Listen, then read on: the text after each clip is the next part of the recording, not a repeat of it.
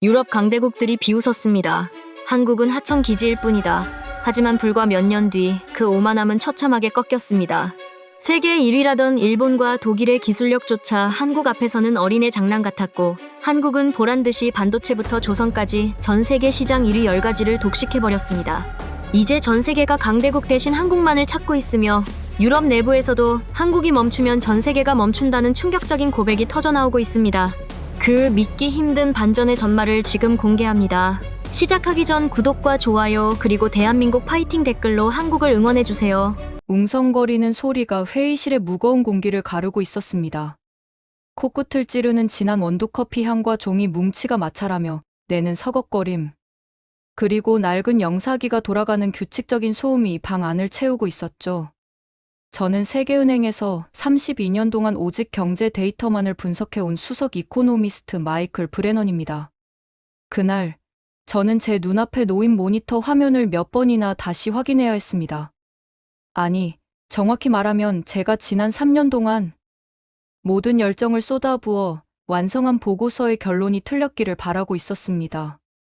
전 세계 108개국의 지난 60년 경제 성장 데이터를 단 하나의 수식으로 풀어낸 그래프였습니다.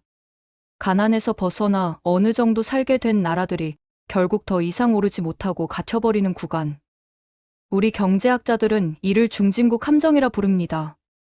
화면 속에는 108개의 파란 점들이 거대한 그물망 안에 갇힌 채 신음하고 있었습니다. 인류의 75%, 무려 60억 명의 삶이 저 구간 안에서 맴돌고 있었죠. 그런데 딱 하나, 그 모든 상식을 비웃기라도 하듯 그물망을 뚫고 저 높은 곳으로 홀로 솟구친 빨간 점 하나가 있었습니다. 저는 그 점을 처음 발견했을 때를 기억합니다. 새벽 3시, 텅 빈 사무실에서 저는 데이터 입력 실수라고 확신했습니다. 30년 넘게 이 일을 하면서 이런 수치는 본 적이 없었으니까요. 자원도 없고 땅도 좁으며 심지어 출산율마저 세계 최저인 이 나라가 어떻게 전 세계 108개국 중 유일하게 이 지옥 같은 함정을 졸업했다는 판정을 받을 수 있단 말입니까? 저는 전산팀을 호출해 데이터를 3번이나 다시 돌렸습니다. 하지만 결과는 매번 같았습니다. 그 빨간 점의 이름은 대한민국이었습니다. 회의실에 모인 15명의 경제 전문가들은 제 발표를 듣자마자 비웃음을 터뜨렸습니다. 국제통화기금 출신부터 유럽중앙은행의 수재들까지 그들의 눈에는 대한민국이라는 이름이 그저 통계적 오류로만 보였던 것이죠. 특히 일본 재무성 출신의 후지모토는 안경을 치켜 올리며 노골적으로 저를 무시했습니다. 한국은 일본의 모델을 그대로 베낀 하청 기지에 불과하다며 그런 나라가 독자적으로 성공했다는 건 보고서의 수치 조작이라고 소리쳤습니다. 영국에서 온 제임스 역시 인구가 줄어들어 곧 소멸할 나라를 어떻게 성공 사례로 넣느냐며 날 성공격을 퍼부었죠. 그들의 비난은 본물 터지듯 쏟아졌습니다. 브라질에서 온멘데스는 자국의 수십 배나 넓은 국토와 풍부한 자원을 언급하며 한국처럼 작은 나라가 우리보다 앞서 나갔다는 사실을 자존심 상해했습니다. 독일의 한스는 유럽에 검증된 시스템이 아닌 아시아의 작은 나라를 특별 취급하는 것에 대해 불쾌감을 드러냈죠. 저는 그들의 쏟아지는 야유 속에서 차가워진 커피 한 모금을 마셨습니다. 그리고 리모컨을 들어 다음 화면을 넘겼습니다. 여러분, 데이터는 거짓말을 하지 않습니다. 제가 왜 한국을 유일한 졸업국으로 선정했는지, 지금부터 그들이 전 세계에서 1등을 차지하고 있는 10가지 분야를 하나씩 증명해 보이겠습니다. 이 10가지 중 단 하나라도 오류라고 생각하신다면 저는 이 자리에서 사표를 쓰겠습니다. 제 단호한 태도에 회의실은 일순간 정적에 휩싸였습니다. 비웃던 후지모토의 입이 다물어졌고 시계를 보던 제임스가 자세를 고쳐 앉았습니다. 첫 번째 주제는 반도체였습니다. 화면에 푸른빛을 내는 반도체 원판 이미지가 떠오르자마자 인도 출신의 나지부가 고개를 들었습니다. 삼성과 하이닉스, 이 두 글자가 적힌 막대 그래프는 나머지 전 세계 기업들을 압도적인 높이로 내려다보고 있었죠. 전 세계 기억 장치 반도체 시장의 70% 이상을 단 두 회사가 장악하고 있다는 사실. 그리고 인공지능 시대의 심장이라 불리는 고대역폭 메모리 시장의 80%가 한국산이라는 데이터가 나오자 회의실 여기저기서 웅성거림이 터져나왔습니다. 엔비디아라는 미국 회사가 인공지능의 왕으로 군림하고 있지만 그 왕에게 가장 예리한 칼을 납품하는 대장장이는 바로 한국입니다. 한국이 공장의 스위치를 끄는 순간 전 세계의 스마트폰이 멈추고 데이터 센터가 작동을 멈추며 인공지능은 그저 실리콘 덩어리로 전락하게 됩니다. 이것은 단순한 점유율의 문제가 아닙니다. 전 세계 문명의 구조적 생사여탈권을 한국이 쥐고 있다는 뜻이죠. 하지만 이것은 시작에 불과했습니다. 저는 두 번째 주제인 조선업으로 넘어갔습니다.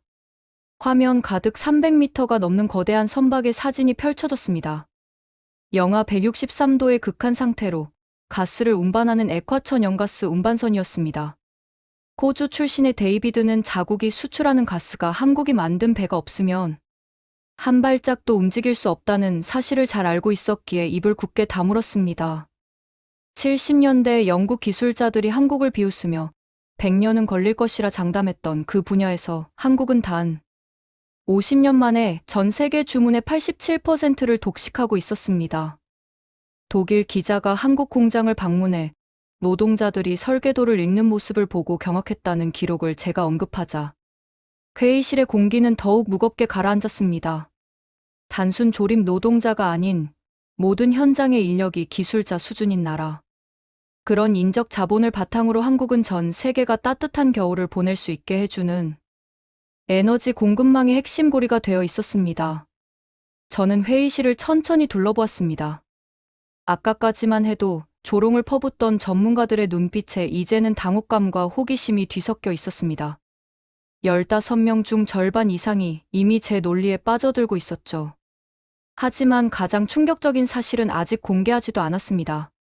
경제 데이터 뒤에 숨겨진 이 나라가 전 세계 1위를 독점할 수밖에 없었던 진짜 비밀 말입니다. 저는 가방 깊숙이 넣어두었던 낡은 갈색 봉투를 꺼냈습니다. 60년 전 역시 세계은행에서 일하셨던 제 아버지가 한국에 대해 쓴 보고서였습니다.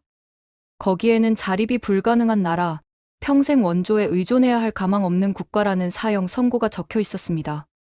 아버지가 포기했던 그 나라가 어떻게 60년 만에 전 세계를 지배하는 10가지 기술의 주인이 되었는지, 그리고 그 나머지 8가지 분야가 가져온 더 거대한 반전에 대해 말하려 할 때 회의실 문이 거칠게 열렸습니다. 도대체 대한민국이라는 이 작은 나라가 가진 나머지 8개의 세계 1위는 무엇일까요? 그리고 왜 유럽의 강대국들이 한국이 멈추면 전 세계가 멈춘다고 경고하기 시작한 걸까요? 그 누구도 예상치 못했던 한국의 진짜 실력이 다음 장에서 본격적으로 펼쳐집니다. 여러분은 지금까지 우리가 알고 있던 한국이 빙산의 일각에 불과했다는 사실을 곧 목격하게 될 것입니다. 과연 무엇이 이들을 세계 최강의 자리에 올려놓았는지 그 소름 돋는 진실을 계속해서 지켜봐 주십시오. 회의실 안의 공기는 이제 단순한 침묵을 넘어 무거운 압박감으로 변해 있었습니다. 아까까지만 해도 제 보고서를 통계적 오류라며 비웃던 전문가들의 얼굴에서는 조금 전의 여유를 찾아볼 수 없었죠. 특히 일본에서 온 후지모토는 쉴 새 없이 손가락으로 책상을 두드리고 있었습니다. 그는 자신의 나라가 기술의 정점에 있다고 믿어 의심치 않았던 사람이었으니까요. 저는 그들의 흔들리는 눈빛을 놓치지 않았습니다. 그리고 세 번째 슬라이드를 넘겼습니다. 화면 가득 복잡한 기계 팔들이 일사불란하게 움직이는 사진이 떠올랐습니다. 여러분, 이번에 보여드릴 데이터는 로봇 밀도입니다. 회의실 구석에서 인도 출신의 나지브가 안경을 고쳐 썼습니다. 로봇 밀도라는 것은 공장에서 일하는 노동자 10,000명당 산업용 로봇이 몇 대나 있는지를 나타내는 지표입니다. 저는 막대 그래프 하나를 가리켰습니다. 다른 나라들의 막대 그래프는 바닥에 붙어 있다시피 한데 오직 대한민국의 막대만 스크린의 천장을 뚫을 듯 솟구쳐 있었습니다. 대한민국의 로봇 밀도는 10,000명당 1,012대입니다. 세계 평균인 162대의 6배가 넘는 수치죠. 순간 영국에서 온 제임스 콜린스가 차갑게 쏘아붙였습니다. 마이클, 그건 강점이 아니라 비극의 증거 아닙니까? 한국은 지금 아이가 태어나지 않아서 일할 사람이 없으니 억지로 로봇을 채워 넣은 것뿐이잖아요. 인구 소멸로 가는 나라의 어쩔 수 없는 선택을 어떻게 세계 1등의 성과라고 부를 수 있습니까? 그의 말에 독일의 한스도 고개를 끄덕이며 거들었습니다. 맞습니다. 노동력이 부족해서 기계에 의존하는 것은 산업의 공동화를 가속할 뿐입니다. 저는 빙긋이 웃으며 다음 화면을 띄웠습니다. 미국 경제 잡지 포브스의 기사 제목이 커다랗게 박혀 있었습니다. 제목은 로봇 혁명, 위기를 기회로 바꾼 유일한 국가였습니다. 제임스 씨, 말씀하신 대로 인구 감소는 위기가 맞습니다. 하지만 전 세계 모든 나라가 그 위기 앞에서 머리를 싸매고 있을 때, 대한민국은 생각의 틀 자체를 바꿔버렸습니다. 사람이 귀해지는 시대를 대비해 로봇과 인공지능이 빈자리를 완벽하게 메우는 시스템을 전 세계에서 가장 먼저 구축한 겁니다.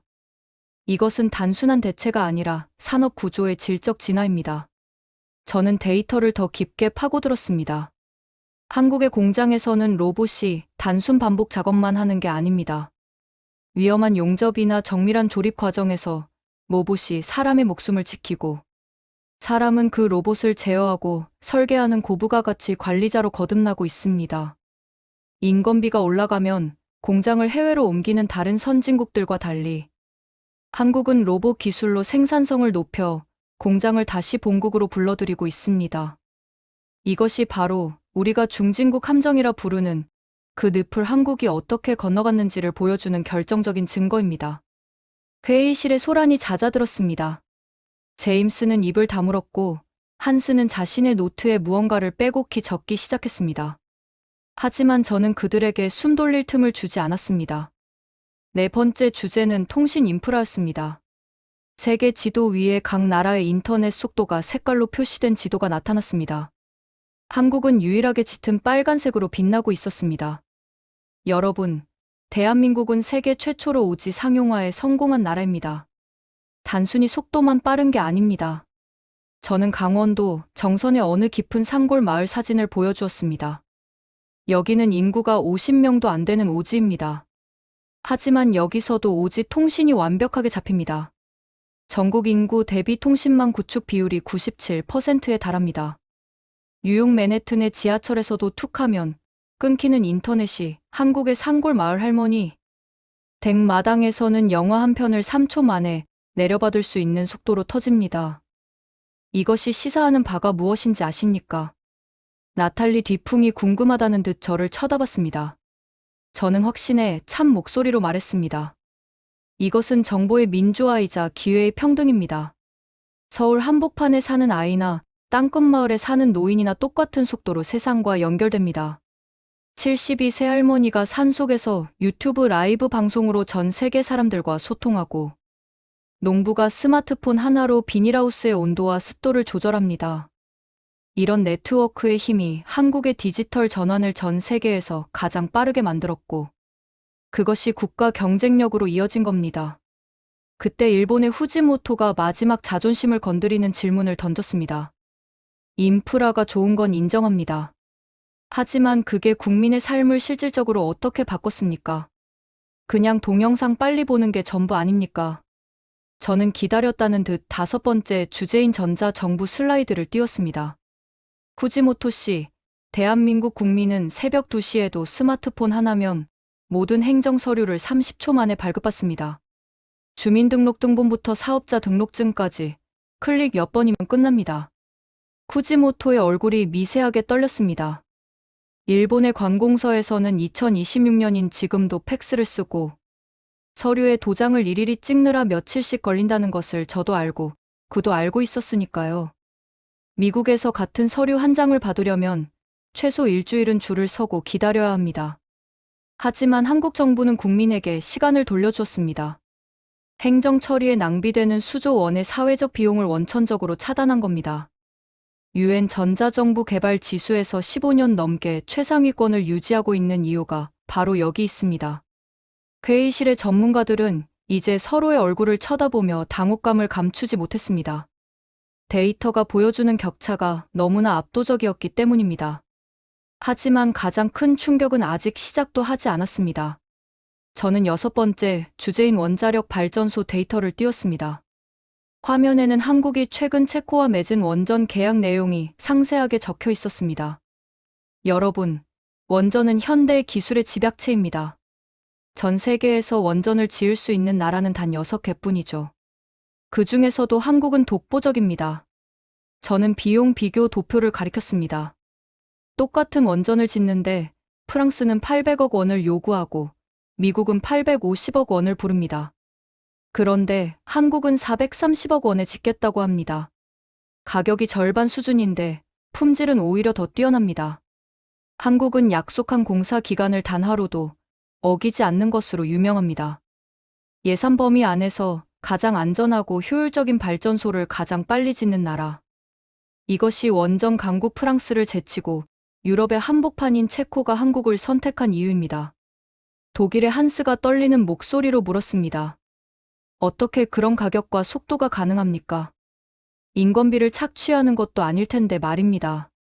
저는 한스를 똑바로 쳐다보며 대답했습니다.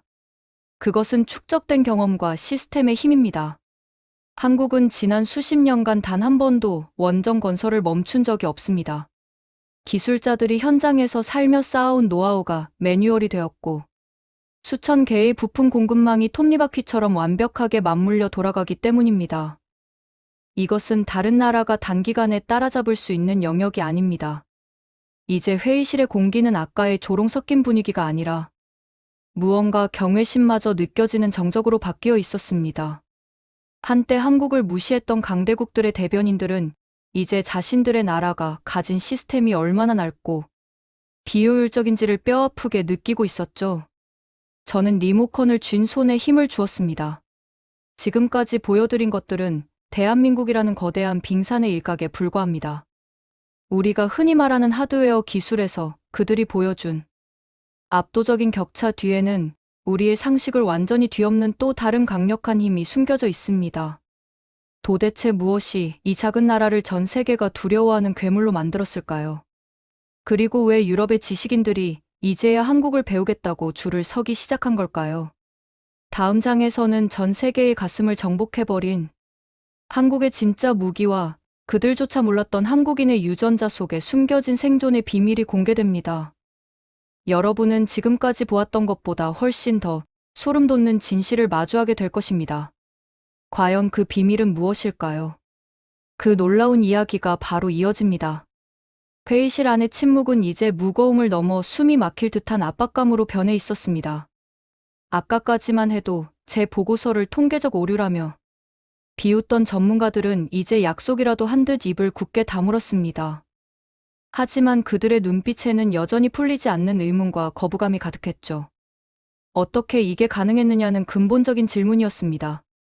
자원도 없고 땅도 좁은 나라가 어떻게 모든 전략 분야에서 세계 1등을 독식할 수 있었느냐는 그 질문 말입니다. 저는 그들의 흔들리는 눈동자를 하나하나 마주하며 제가 가져온 낡은 가방에서 또 다른 서류 뭉치를 꺼냈습니다. 이것은 공식적인 경제 지표에는 절대 나타나지 않는 오직 한국만이 가진 생존의 비밀과 전 세계가 가장 두려워하는 시나리오가 담긴 기밀 문서나 다름없었습니다. 여러분, 지금부터 제가 보여드릴 자료는 MIT와 하버드, 그리고 옥스퍼드 등 세계 30개 대학 경제연구소의 석학 300명이 참여한 공동 연구 결과입니다. 스크린에 붉은색 글자로 시뮬레이션 코리아 셧다운이라는 문구가 선명하게 떠올랐습니다. 회의실 구석에서 일본 재무성 출신의 후지모토가 마른 침을 삼키는 소리가 들렸습니다. 저는 무거운 목소리로 입을 열었습니다. 이 보고서의 결론은 단 한 문장입니다. 한국을 막을 수 있는 국가는 이제 지구상에 없다. 그리고 한국이 멈추는 순간 세계 경제의 심장도 멈춘다. 전문가들의 얼굴에서 핏기가 가시는 것을 저는 똑똑히 목격했습니다. 저는 슬라이드를 넘기며 가상의 시나리오를 설명하기 시작했습니다. 만약 대한민국의 모든 공장과 항구가 딱 7일 동안만 멈춘다면 어떤 일이 벌어질까요? 셧다운 1시간 후 삼성전자와 SK 하이닉스의 생산 라인이 정지됩니다. 전 세계 반도체 원판인 웨이퍼 공정이 멈추는 순간 수천억 원어치의 제품이 쓰레기가 되고 애플과 엔비디아 본사에는 비상벨이 울리기 시작합니다. 6시간 후면 중국의 아이폰 공장이 멈추고 미국의 테슬라 기가 팩토리에서는 배터리 공급 중단 통보를 받게 됩니다. 독일의 자동차 기업들은 창고에 남은 배터리 재고를 세며 절망에 빠질 것입니다. 저는 숫자를 하나하나 또박또박 읽어 내려갔습니다. 한국이 7일간 멈출 경우 전 세계 산업의 37%가 즉각 멈춰 서게 됩니다. 그로 인한 예상 피해액은 1조 2천억 달러, 우리 돈으로 약 2,560조 원에 달합니다. 이것은 2008년 리먼 브라더스 파산 당시 전 세계가 입은 피해의 절반을 고작 일주일 만에 발생시킨다는 뜻입니다. 회의실 안은 누군가의 펜이 바닥으로 굴러떨어지는 소리가 들릴 정도로 정적에 휩싸였습니다. 아까까지 한국을 무시하던 영국의 제임스는 이제 자신의 노트북 화면에서 눈을 떼지 못한 채 연신 땀을 닦아내고 있었습니다. 한국은 이제 전 세계 경제의 산소 호흡기입니다. 그들이 스위치를 끄면 전 세계 공장의 3분의 1이 작동을 멈추는 이 소름 돋는 의존성. 이것이 바로 세계 석학들이 한국을 가장 두려운 나라로 선정한 진짜 이유입니다. 하지만 한국의 진짜 실력은 이런 경제적 지배력에만 머물지 않습니다. 저는 5번째 주제인 방위산업 데이터를 띄웠습니다. 화면에는 폴란드 벌판을 달리는 K2 전차와 K9 자주포의 모습이 나타났습니다. 독일의 한스가 떨리는 목소리로 질문을 던졌습니다. 마이클, 방위산업은 전통적으로 미국과 독일, 러시아의 무대 아닙니까? 신흥국인 한국의 무기가 어떻게 유럽의 자존심을 꺾었다는 거죠? 저는 미소를 지으며 대답했습니다. 한스 씨, 2022년 폴란드가 처했던 상황을 기억하십니까? 국경 바로 옆에서 전쟁이 터졌을 때 폴란드는 절박했습니다. 독일의 레오파드 전차를 사고 싶어 연락했더니 2년을 기다리라는 답변을 받았습니다. 미국 역시 3년 후에나 가능하다며 고개를 저었죠. 그때 폴란드는 한국에 연락했습니다. 한국의 대답은 무엇이었을까요? 단 3개월이었습니다. 계약 체결 후 고작 90일 만에 한국의 전차가 폴란드 항구에 도착했습니다. 독일과 미국이 몇 년씩 걸린다는 일을 한국은 어떻게 3개월 만에 해냈을까요? 그것은 한국이 휴전 중인 국가이기 때문입니다. 항상 공장을 돌리고 있었고 언제든 무기를 생산해낼 준비가 되어 있었던 거죠. 약속을 목숨처럼 지키는 신뢰와 압도적인 생산 속도. 이 두 가지가 한국을 전 세계 방산 시장의 새로운 지배자로 만들었습니다. 회의실 안의 전문가들은 이제 서로의 얼굴을 쳐다보며 당혹감을 넘어선 경외감을 표하고 있었습니다. 하지만 저는 그들에게 숨 쉴 틈을 주지 않았습니다. 7번째 주제는 모두의 예상을 깬 것이었습니다. 화면에는 우리 밥상에서 흔히 볼 수 있는 김 한 장이 나타났습니다. 여러분, 이것은 한국에서 검은 반도체라고 불리는 품목입니다. 전 세계 김 시장의 73% 이상을 한국이 점유하고 있습니다. 미국과 유럽의 아이들이 이제 과자 대신 한국산 조미김을 도시락에 넣어달라고 졸라댑니다. 단순한 먹거리라고 생각하십니까? 아닙니다. 이 김 한 장에는 한국인 특유의 꼼꼼함과 기술력이 녹아들어 있습니다. 바다의 온도 변화를 이겨내고 최적의 맛을 찾아내기 위해 수천 번의 실험을 반복한 결과입니다. 반도체를 깎는 정밀함으로 김을 구워내고 원전을 짓는 지독함으로 전차를 만드는 나라. 그들은 가장 무거운 무기부터 가장 가벼운 김 한 장까지 손대는 모든 분야에서 세계 시장을 집어삼키고 있습니다. 저는 회의실 전면에 스크린을 끄고 조명을 다시 켰습니다. 여러분, 지금까지 제가 보여드린 것은 대한민국이라는 거대한 빙산의 일각에 불과합니다. 경제 데이터와 시뮬레이션 결과가 증명하듯 한국은 이미 전 세계가 건드릴 수 없는 절대적인 위치에 올라서 있습니다.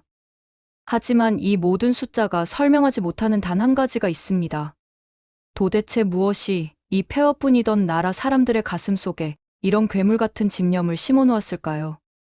우리는 한국이 만든 물건에 감탄하지만 진짜 우리가 놀라야 할 것은 그 물건을 만들어낸 한국인들의 정서와 문화, 그리고 그 부드러운 힘이 어떻게 철강과 반도체보다 더 강력한 무기가 되어 전 세계인의 가슴을 정복했느냐는 사실입니다. 유럽의 지식인들이 왜 한국의 드라마를 보며 자신의 삶을 되돌아보고 전 세계 청년들이 왜 한글을 배우기 위해 줄을 서고 있는지, 그 기적 같은 현상의 이면에는 우리가 상상하지 못했던 한국인만의 눈물겨운 역사가 서려 있습니다. 이 작은 나라가 어떻게 전 세계의 가슴에 가장 깊숙한 곳에 태극기를 꽂았는지, 그리고 그들이 가진 최후의 병기가 어떻게 전 세계를 향해 발사되었는지에 대한 소름 돋는 이야기가 다음 장에서 시작됩니다. 여러분은 지금까지 보았던 하이테크 기술보다 훨씬 더 강력한 한국의 진짜 실력을 목격하게 될 것입니다. 과연 그들이 전 세계를 향해 던진 마지막 승부수는 무엇이었을까요? 그 경이로운 진실이 바로 이어집니다. 회의실 안에 정적이 길게 이어지는 가운데 저는 리모컨을 들어 다음 화면을 넘겼습니다. 이번에는 차가운 금속 광택의 반도체 회로도도 거대한 구축함의 도면도 아니었습니다. 화면을 가득 채운 것은 화려한 색감의 화장품들과 김이 모락모락 나는 라면 한 그릇, 그리고 한복을 입고 환하게 웃고 있는 외국인들의 사진이었습니다. 전문가들의 눈이 의아함으로 가득 찼습니다. 세계 경제의 사활을 논하는 자리에서 갑자기 웬 화장품과 김이냐는 표정이었죠. 저는 그들의 의중을 읽었다는 등 미소를 지으며 입을 열었습니다. 여러분, 대한민국이 가진 세계 1등의 목록은 이제 공장의 굴뚝을 넘어 전 세계인의 가슴 속으로 파고들고 있습니다. 하드웨어가 세계의 머리를 잡았다면 지금부터 보여드릴 한국의 부드러운 힘은 세계의 가슴을 정복했습니다. 저는 화면에 화장품 수출 지표를 띄웠습니다. 프랑스에서 온나탈리 뒤풍이 눈을 가늘게 떴습니다. 프랑스는 향수와 화장품의 본고장이라는 자부심이 누구보다 강한 나라니까요. 나탈리 씨, 충격적인 사실을 하나 알려드리겠습니다. 2023년 대한민국 화장품 산업은 전 세계 수출 순위에서 프랑스에 이어 당당히 2위를 차지했습니다. 하지만 더 놀라운 것은 세계 최대 시장인 미국에서의 성적입니다. 미국 사람들이 가장 많이 사는 외국산 화장품 1위가 이제 프랑스산이 아니라 한국산입니다. 100년 넘게 화장품의 왕좌를 지켜온 프랑스를 한국이 미국 시장에서 제치고 1위에 올라선 겁니다. BBC 등 주요 외신들은 이를 두고 현대 화장품의 발상지인 프랑스가 한국에 밀려났다고 대서특필했습니다. 나탈리의 입술이 미세하게 떨렸습니다. 샤넬과 디올의 나라가 한국의 화장품에 밀려났다는 사실은 그녀에게도 믿기 힘든 현실이었을 겁니다. 하지만 한국의 공세는 여기서 멈추지 않았습니다. 저는 다음 슬라이드인 한국식품 산업, 즉 K푸드로 넘어갔습니다. 화면에는 전 세계 월마트와 세븐일레븐 선반을 가득 채운 한국 라면 사진이 떴습니다. 2023년 한국의 라면 수출액은 15억 달러를 돌파하며 역사상 최고 기록을 세웠습니다. 미국 청년들이 매운맛에 눈물을 흘리면서도 불닭볶음면을 먹는 영상이 수억 회의 조회수를 기록하며 하나의 문화적 현상이 되었습니다. 그리고 여러분이 매일 밥상에서 마주하는 김을 보십시오. 세계 김 시장에서 한국의 점유율은 무려 73%입니다. 전 세계에서 팔리는 김 4장 중 3장이 한국산이라는 뜻이죠. 이를 두고 전문가들은 검은 반도체라고 부르기 시작했습니다. 미국 어머니들이 자기 아이의 도시락에 과자 대신 한국산 김을 넣어주는 풍경은 이제 일상이 되었습니다. 나지브가 손을 들며 물었습니다. 마이클, 그런 소비재들이 어떻게 국가의 운명을 바꾸는 강력한 힘이 된다는 건가요? 저는 화면을 바꿔 2025년 밀라노 올림픽의 뒷이야기를 꺼냈습니다. 이것은 국제올림픽위원회의 수석 평가관인 피에르 드팔로아가 직접 겪은 실화입니다. 당시 밀라노 올림픽은 전염병과 정전, 도난 사건으로 얼룩진 최악의 대회였습니다. 미국과 일본, 중국의 홍보관은 화려한 기술과 막대한 예산을 쏟아부었지만 정작 관람객들의 반응은 싸늘했습니다. 그런데 오직 한국 홍보관인 코리아 하우스 앞에만 매일 3,500명이 넘는 인파가 새벽부터 줄을 섰습니다. 예약은 폐막식까지 전석 마감되었고 해시태그 누적 건수는 600만 건을 돌파했죠. 가장 충격적인 것은 평가 결과였습니다. 국제올림픽위원회는 70년 역사상 한 번도 부여한 적 없는 최고 등급인 S등급을 대한민국에 주었습니다. 미국과 일본, 중국이 최하위인 D등급을 받을 때 한국만이 전설적인 점수를 받은 겁니다. 왜 이런 결과가 나왔을까요? 피에르 드팔로아는 보고서에 이렇게 적었습니다. 미국은 광고를 보여줬고 중국은 유물을 전시했으며 일본은 문을 닫았다. 하지만 한국은 문턱을 없애고 문화를 함께 나누었다. 한국은 거창한 걸 팔지 않았습니다. 한복을 직접 입어보게 하고 김밥 한 줄과 떡볶이 한 접시를 나누어 먹으며 K-팝 댄스를 함께 추게 했습니다. 보여주는 문화가 아니라 함께하는 문화, 이 따뜻한 정서가 전 세계인의 마음을 완전히 무너뜨린 겁니다. 저는 잠시 말을 멈추고 제 아버지가 40년 전 서울 올림픽 당시 기록했던 일기장 한 구절을 읽어주었습니다. 이 나라는 문화를 몸으로 나누는 민족이다. 그들은 보여주지 않았다.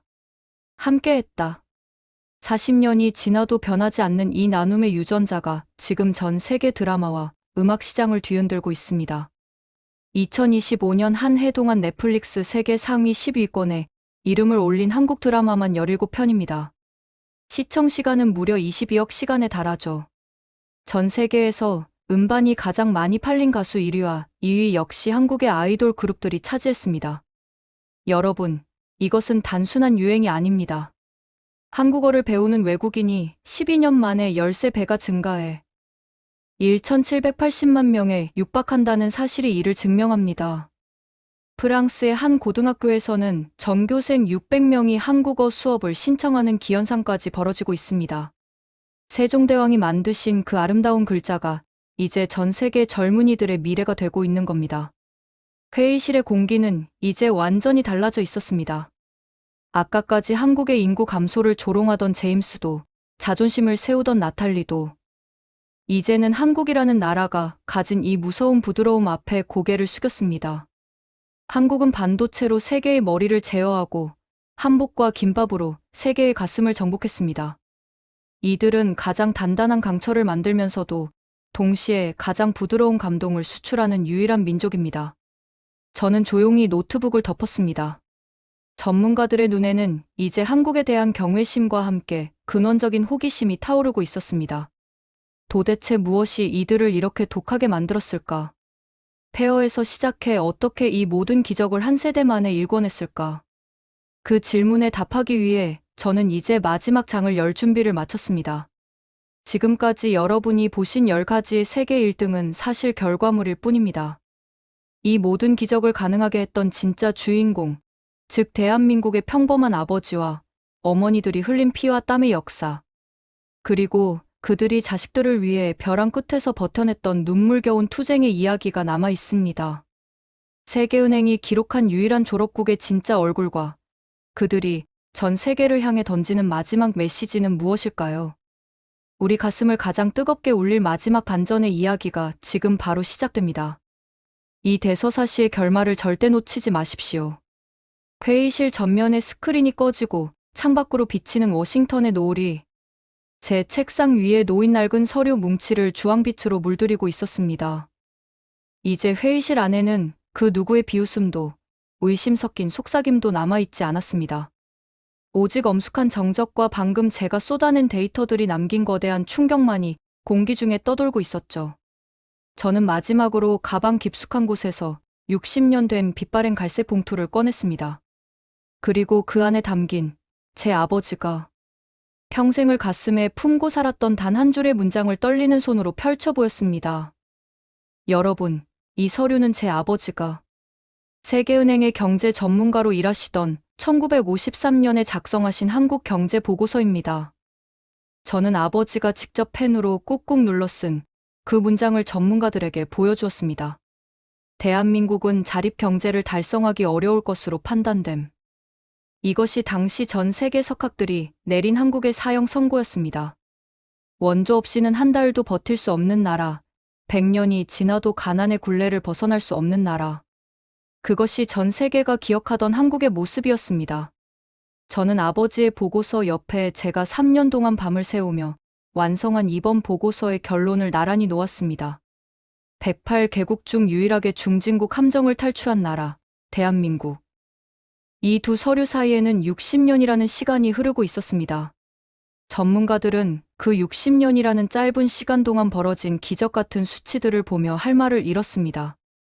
1인당 국민 소득 67달러의 폐허에서 시작해 이제는 전 세계 인공지능 산업의 심장인 반도체를 만들고 바다 위를 떠다니는 거대한 성곽인 액화천연가스 운반선의 87%를 건조하며 핵무기 하나 없이 세계 5위의 군사력을 보유한 강대국이 된 이 믿기 힘든 역전극 말입니다. 저는 창밖을 보며 말을 이었습니다. 여러분, 이 모든 1등은 하늘에서 떨어진 기적이 아닙니다. 이 수치 뒤에는 우리가 잊어서는 안 될 사람들의 눈물겨운 투쟁이 숨어 있습니다.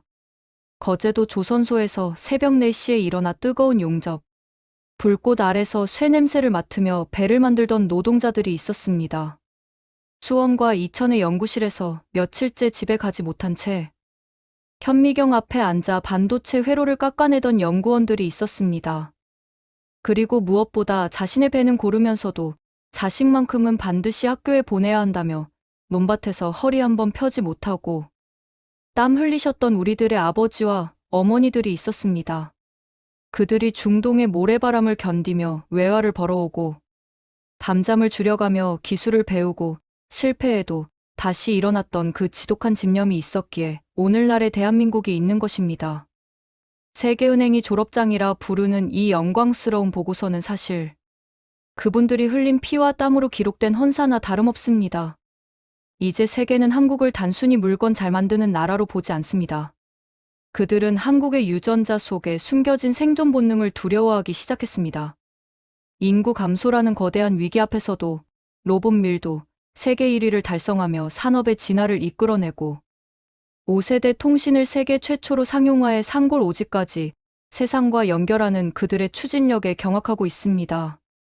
또한 화장품과 라면, 그리고 따뜻한 정서가 담긴 드라마와 음악으로 전 세계인의 가슴을 정복한 그 부드러운 힘 앞에 고개를 숙이고 있습니다. 저는 회의실에 모인 전문가들을 한 명씩 똑바로 쳐다보았습니다. 여러분, 한국의 기적은 여기서 끝나지 않습니다. 그들은 이미 다음 시대를 준비하고 있습니다. 인공지능이 지배할 미래의 뇌를 설계하고 지구를 살릴 청정에너지인 원자력 발전소를 전 세계에 세우며 새로운 문화의 파도로 인류의 감성을 이끌어가고 있습니다. 한국이 멈추면 전 세계 공장의 3분의 1이 멈춘다는 시뮬레이션 결과는 이제 한국이 세계 경제의 산소호흡기가 되었음을 증명합니다. 저는 이제 이 보고서를 마무리하며 제 아버지의 낡은 일기장 옆에 새로운 기록을 남기려 합니다. 보여주지 않고 함께하는 문화가 가장 강하다. 아버지가 40년 전 서울에서 느끼셨던 그 감동은 이제 전 세계인의 가슴 속에 한국이라는 이름으로 깊게 새겨졌습니다. 한국은 이제 따라가는 나라가 아니라 이끄는 나라입니다. 그들이 보여주는 미래는 단순히 기술의 발전이 아니라 인간의 의지가 어디까지 닿을 수 있는지를 보여주는 희망의 증거입니다. 회의실을 나오며 저는 가방을 고쳐맸습니다. 복도 끝에서 들려오는 사람들의 웅성거림 속에서 저는 대한민국의 밝은 미래를 보았습니다. 위기 앞에서 더 강해지고 무너진 곳에서 다시 꽃을 피우는 그 위대한 민족의 행진은 앞으로도 멈추지 않을 것입니다. 오늘 제가 여러분께 전해드린 이 10가지 세계 1등의 이야기는 대한민국이 써 내려갈 거대한 서사시의 서막일 뿐입니다. 여러분, 이 모든 기적의 주인공은 바로 지금 이 영상을 보고 계신 여러분입니다. 폐허 속에서 기적을 일구어낸 부모님 세대와 그 유전자를 이어받아 세계를 놀라게 하고 있는 지금의 우리들 모두가 대한민국의 자부심입니다. 이 자랑스러운 기록이 전 세계에 더 널리 퍼질 수 있도록 구독과 좋아요로 힘을 보태주세요. 그리고 댓글로 대한민국 파이팅을 외치며 우리의 저력을 다시 한번 보여줍시다. 우리는 결코 멈추지 않을 것입니다. 세계가 우러러보는 나라, 대한민국이 열어갈 다음 기적의 순간에 항상 함께하겠습니다. 지금까지 긴 이야기 들어주셔서 감사합니다. 대한민국 만세입니다.